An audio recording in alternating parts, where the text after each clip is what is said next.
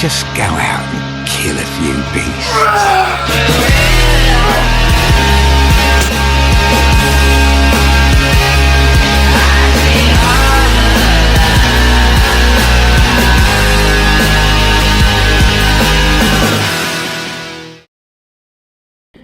Alright, what's up guys? So, I'm here to talk about how to become him, how to become, you know, that guy, right? Because that's what everyone wants to be. Everyone wants to be that guy. Okay, so, I'm going to make it very, very simple. I'm just going to throw down the law and everything right here. So, step one, right? You want to go into the gym. Now, when it comes to going to the gym, you got a lot of different aesthetics you can go for. You got this more lean, pretty boy aesthetic, right? And then you have something more along the lines of a traditionally more masculine approach, also known as bear mode. This is mainly about mass. Now, a good spot to be in is more of in between. You don't want to be very skinny, but you also don't want to be, you know, uber masculine, right? This is more of the middle ground in between pretty boy and super masculine that you want to stay around for most women to find you attractive, right? Studies have shown that women find a nice balance of both to be the most attractive. It's not a bad thing to be either one of them. It's all dependent on your aesthetic. But if you want to be more attractive to women, which I'm assuming you are, you want something in between, because there are places on the very far right side and the very far left side where women will find super masculine men attractive, you know, bald, crap ton of chest hair, just as massive as a human could possibly be. And then you also have women that will find, you know, like a skinny kind of guy more attractive, right? But most women will find somewhere in between more attractive. This is known as the female gaze. Now, when you hear talking about going to the gym and just getting buff as hell, getting massive, that's more of the, you know, men's gaze, where it's like bodybuilders and open pros. Most women will not find that attractive. I know it's absurd to say because muscles, you know, muscles are cool, right? But like most women will not find a super massive guy like Chris Bumstead or Ronnie Coleman in his prime. They won't really find that super attractive. But if that is your goal, there's, you know, nothing wrong with that. You can continue going down that road. I give all the power to you, right? Because at the end of the day, you want your goals to be about you. You don't want to care what anyone else has to say, because it's, at the end of the day, it's what you want. All right, step two about becoming more attractive overall. You have to take good care of yourself. And I don't mean anything, you know, just like, oh yeah, like I shower once every 3 days or something like that. No, that's not taking care of yourself, man. That's frankly disgusting.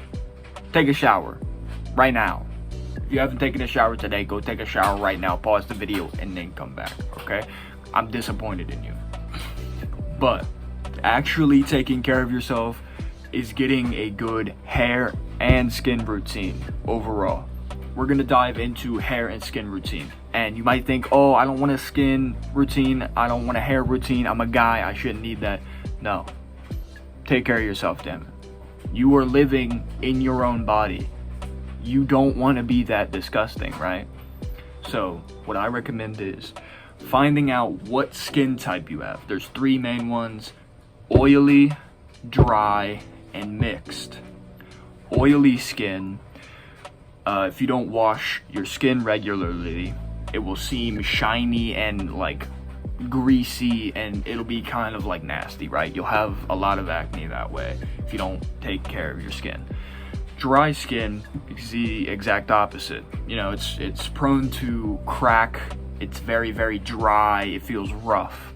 And then mixed is oily and dry, and you're like, how can it be both? It's either oily or dry. Oily and dry skin, mixed skin, you have a T of oil. So your forehead and your nose, produces a lot of excess oil, and your cheeks and jaw and neck don't produce any oil or little to no oil, so they're very, very dry.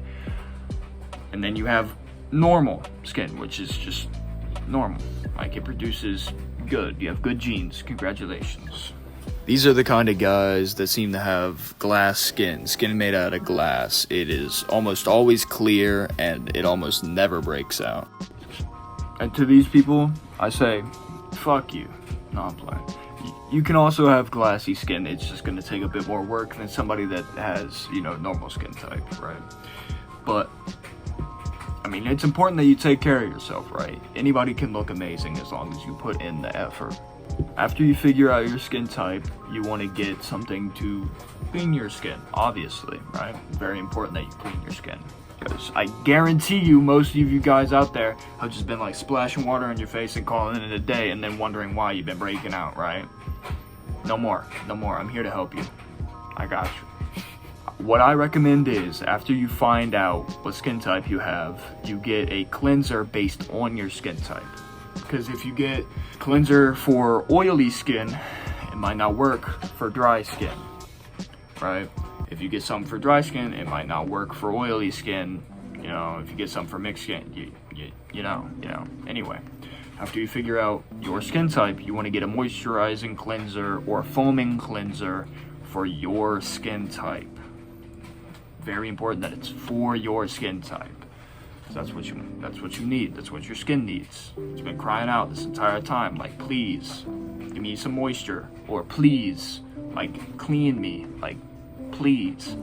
Anyway, after you get your cleanser, you need to get a moisturizer, because after you clean your skin, some cleansers are a bit harsh and you need to moisturize. I like to moisturize either way, even if it isn't a harsh cleanser, because trust me, you don't want to get a harsh cleanser. That's why I recommend the foaming cleanser, daily foaming cleanser. You want to make sure it's by a good, respectable, trusting brand, and you want to make sure it's gentle on the skin, because you don't want to overly strip your skin, because that's just going to cause you more problems.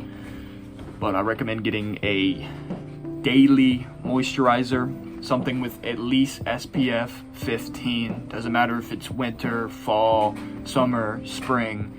You want to get something with SPF 15 in it. Retinol is pretty good for your skin as well. It helps reduce fine lines and wrinkles.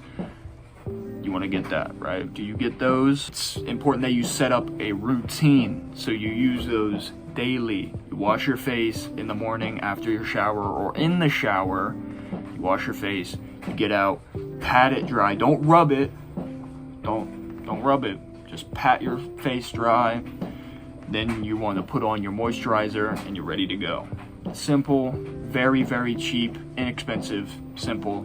Anybody can do it. Promise you that anybody can do it. Now we're going to be moving on to hair. It's very important that you have a good hairstyle. First off, you want to find a celebrity that has a similar face shape to you and just pretty much copy their hairstyle, because if it looks good on them, it'll look good on you too.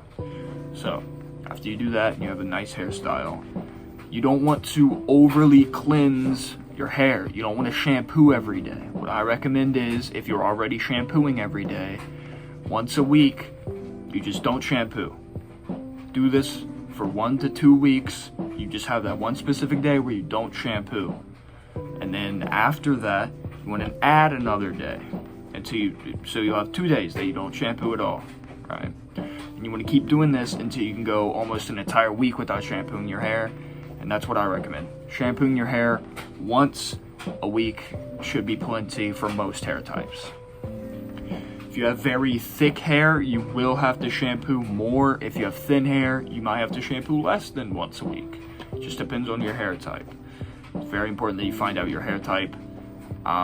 If you pluck one of your hairs out and you run it against where the hair is growing, if you can feel it and it feels very abrasive, almost like sandpaper, then you probably have very open hair follicles, which means it will absorb any product you put into your hair very easily. It's also very easy to clean and over cleanse. You don't want to do that, so you're gonna have to shampoo probably less. But if you have very thin hair, and it's very smooth to the touch and you can't really feel that it's there, you will have to shampoo. You might have to shampoo less. So just keep that in mind. I recommend conditioning every day and shampooing once a week for most hair types. Alright, moving on. Alright, now you want to get something for the rest of your body. So I recommend getting either a very lightly scented or no scent body wash. There are some good body washes that I'll throw up right now that you can get, and they're for men's skin or anyone's skin, and they're very, very good at just overall cleansing, right? And what I would recommend is getting one of those puffy things, you know, like the loofahs, there we go, to exfoliate your skin, keep it nice, smooth, everything like that. If you struggle with ashy skin or your skin is dry, might want to invest in some sort of lotion, something like that for your full body. Make sure it's very moisturizing. Very, very easy. This step is only going to take like a minute, right?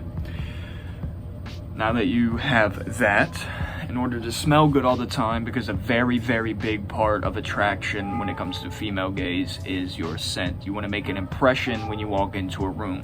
Now, you don't want your scent to be your introduction, because as soon as you walk into a room, you don't want everyone dying, right? Because of how strongly you smell. Just because you smell good doesn't mean you're not going to gas everybody out, right? You don't want it to be too overpowering and strong.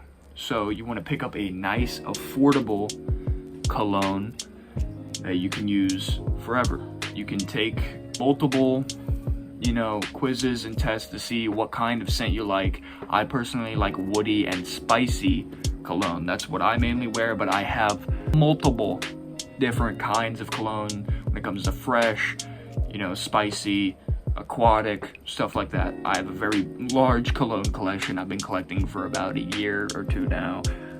Pretty sizable collection of about 50 to 60 colognes. Not all of those were very cheap either. So I'm definitely a collector when it comes to that. I cannot go anywhere without smelling good. If I cannot smell, amazing, I just will not go out. Plain and simple. I just refuse to go anywhere unless I smell amazing. Right. There's a couple colognes that I could throw up right now that I recommend.